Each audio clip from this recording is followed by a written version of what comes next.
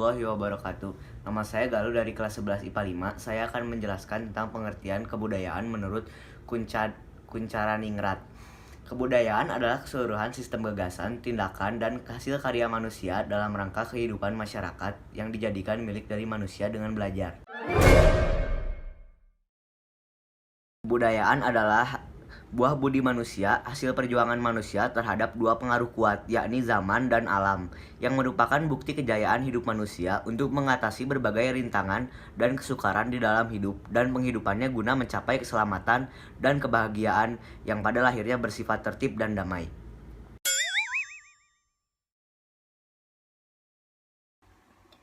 Manusia dan kebudayaan pada dasarnya memiliki hubungan yang erat kaitannya, karena hampir seluruh kegiatan manusia yang dikerjakan setiap saatnya merupakan sebuah kebudayaan.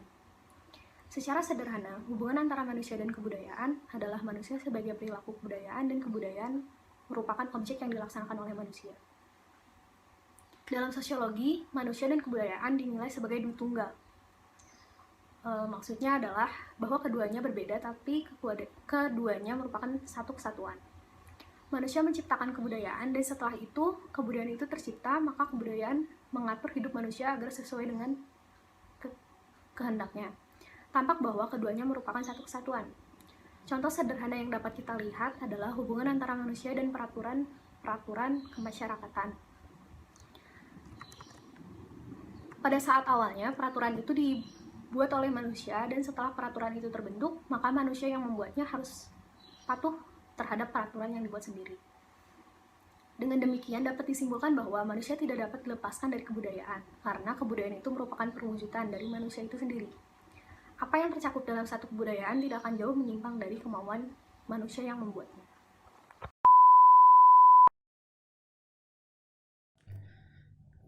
Perbedaannya adalah kebudayaan daerah suatu kebiasaan dalam wilayah atau daerah yang diwariskan secara turun-temurun oleh generasi terdahulu pada generasi berikutnya pada ruang lingkup tersebut. Lalu perbedaan dengan kebudayaan nasional adalah gabungan dari budaya daerah yang ada di negara tersebut. Maksudnya, budaya daerah yang mengalami asimilasi dan akulturasi dengan daerah lain di suatu negara akan terus tumbuh dan berkembang menjadi kebiasaan-kebiasaan dari negara tersebut.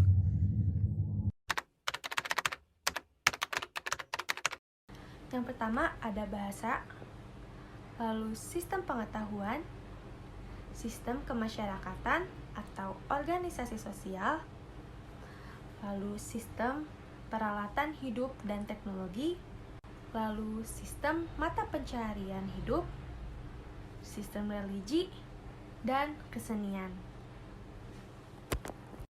Yang pertama itu bahasa. Bahasa itu suatu pengucapan yang indah dalam elemen kebudayaan dan sekaligus menjadikan alat perantara yang utama bagi manusia untuk meneruskan atau mengadaptasi kebudayaan. Yang kedua yaitu sistem pengetahuan. Sistem pengetahuan meliputi ruang pengetahuan tentang alam di sekitar, flora, fauna, waktu, ruang, bilangan, sifat-sifat, dan tingkah laku manusia.